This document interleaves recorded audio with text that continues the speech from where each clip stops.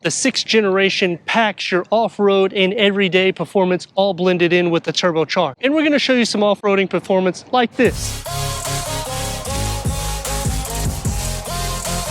Obviously, it's not going to be full-blown performance. Subaru of Lakeland has given us the 2023 Subaru Outback Wilderness Blue. It's going to be going after rivals like your Honda Passport, your Toyota 4Runner, and your Hyundai Santa Fe. Which one is going to be an everyday drive? I like to do comparisons, and that's what we're going to do today. My name's Anthony from Hawkeye Rides. I'm going to go over all the specs and details starting now.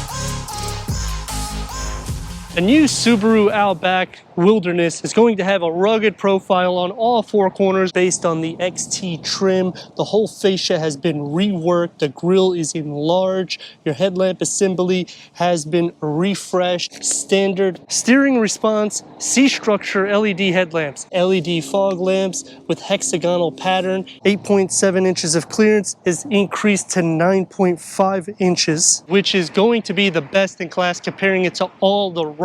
With the skid plate, flared out fenders giving a rugged look with the Subaru Wilderness badging, 17-inch 6-spoke black wheels. The disc behind it at 12.4 inches ventilated. The rear at 11.8 ventilated. 4-wheel independent raised suspension, a strut with a lower arm, and a double wishbone for the rear, both with the stabilizer bar. The roof rails increase to 700 pounds. Orange accents for the Wilderness. A length at 191.3 inches, which is the longest comparing to all the rivals. A wheelbase at 108.1 inches with a lower roof spoiler, the matte black, and your C-structure LED tail lamp so it matches the front. On the lower, it's not going to look so aggressive, but you have your 4 tow hooks, so 2 in the front, 2 in the back, and increased towing. 3,500 pounds, power lift gate to get inside to 32.7 cubic feet. You'll have a 12-volt charger and a storage area here. Underneath, you'll have your spare tire tucked under. You can split fold the rear bench in the back at a 40-60 split, increasing the cargo to 75.7 cubic feet. It will be the least in class compared to the rivals, but it's flat to get in. Let's go inside, start up this boxer engine so you can hear that exhaust note.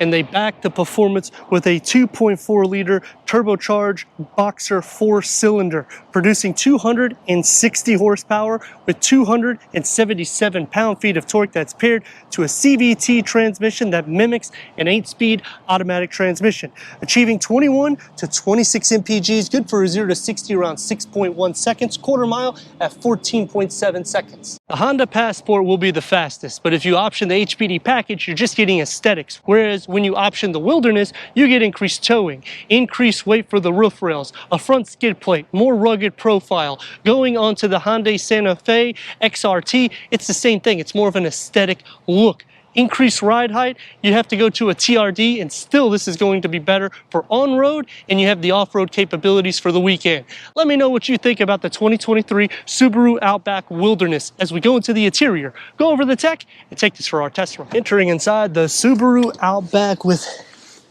pretty good ground clearance, and it's not hard to get inside. 40.1 inches of headroom, 42.8 inches of legroom. It's going to be more than Toyota, Hyundai, and Honda. StarTech water resistant trim seats, 10-way power seat adjustment for the driver, Wilderness badging in the headrest, 8-way power seat adjustment for the passenger, heated seats. The dashboard starts on the passenger side with a storage pocket right here. You get that orange stitch work in the large 11.6 Starlink Media touchscreen. We do not have navigation. It has Apple CarPlay Android Auto, Sirius XM, AM, FM, streaming, Bluetooth audio, dual climate control settings here. Everything has to be done through here, but you do have some physical buttons on the side, or you could just click onto your climate control and it'll pull it up and you can just move it up and down easy.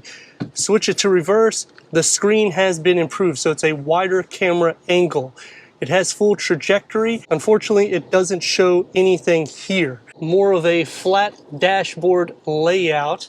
Going onto the driver's side, a little bit of that soft tech materials right here. 3-spoke steering wheel, multi-function with the paddle shifters. The gauge cluster can go through an array of information for the driver in the center. You have a large storage pocket with a USB A and C port, the gloss black and that orange around the gloss black there. Cup holders, you can easily fit a 42-ounce, 8 cup and bottle holders. Open up for the first here and you have a little bit of storage. Open up again, it's a little bit more deep with a 12 volt. The door panel integrates into the dash. More of your everyday material. Badging for the Wilderness. Soft materials here and water repellent. One touch up and down for all the windows. A smaller storage pocket, but it opens up right here. For the back seats, I'm at 39.1 inches of headroom, 39.5 inches of legroom, which is going to be more than Hyundai, Toyota, and the Passport. These seats are also adjustable. As soon as you find it, you can just adjust it back.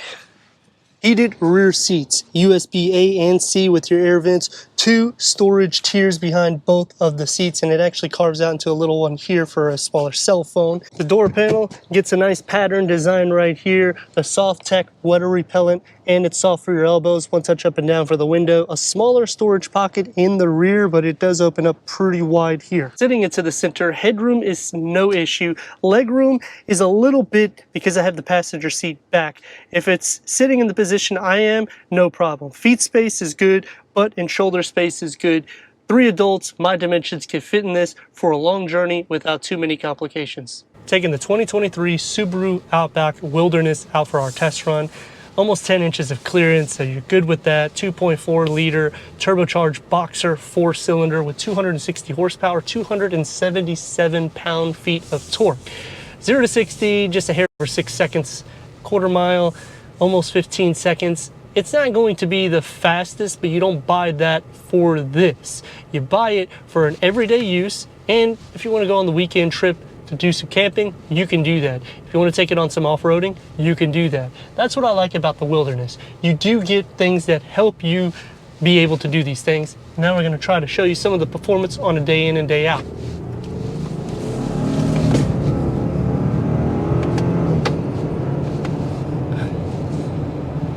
It actually feels very fast. Comparing to those numbers, it feels a lot faster than the Honda Passport. And the front windscreen is huge. The way you sit in it too, very comfortable. The seats kind of hug you, so it has a little bit more of a sporty performance. The seats hug you, so it's a little bit more sporty.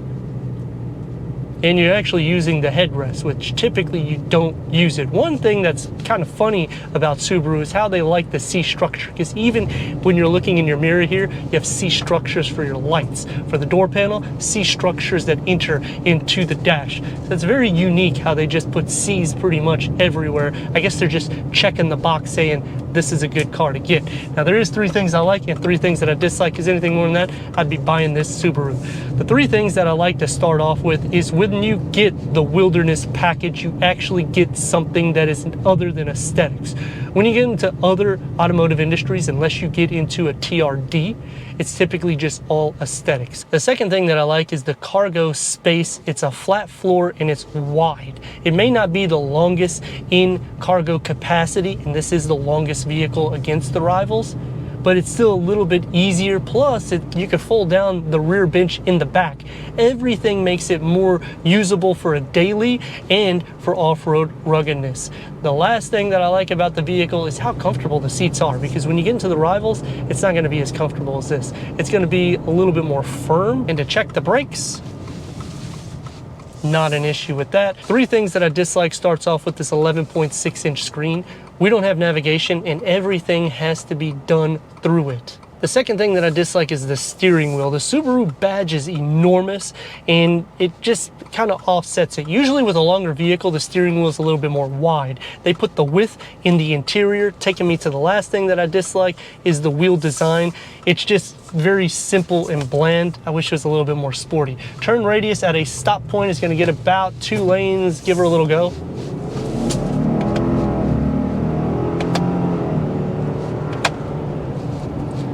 I mean, once you get that turbocharge up, this thing is ready to go. At a rolling start,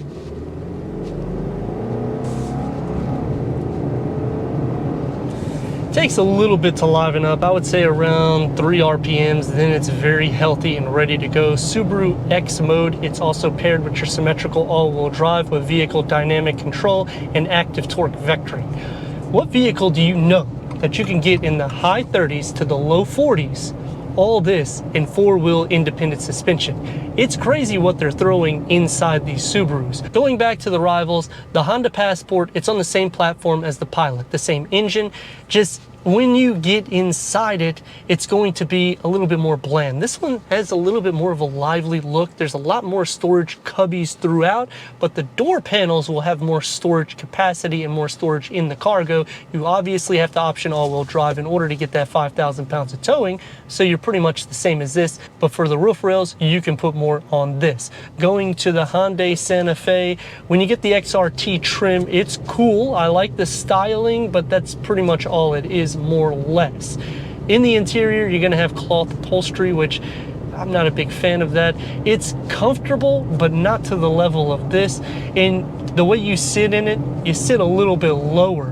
When you're in these vehicles with these higher ride heights, I want to be able to see over this Kia Forte that's in front of me. Going to the Toyota 4Runner, that one is going to sit up a little bit higher, but the ground clearance is a little bit better in this one. For a rugged, everyday use vehicle, it definitely ticks the box. It has more capabilities than most people will use, considering this is not just a daily driven vehicle, and you can tackle even some Jeep trails. Even though it's a CVT transmission, it mimics an 8-speed automatic transmission. So therefore, when you do push the throttle hard or you engage it in the X mode, you will notice that the ratios change a little bit more aggressive, and that way it gets you in and out. Visibility, no problem. Weight on the steering wheel, it's very light. It's not going to have that Jeep feel either, so when you get into off-road vehicles, typically you have some play in it. This is pretty precise. The adaptive cruise control is something that Subaru goes about 0.2 of a mile, and then you have to pretty much engage your hands. So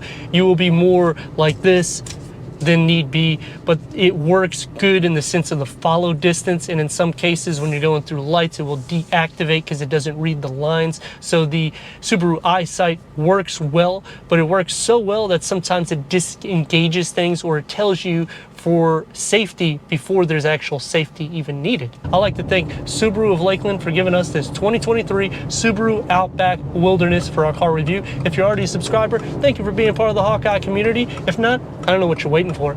Click the next video and the subscribe button. Check out the Instagram, merchandise, and the website, and everything we do here at Hawkeye Rides.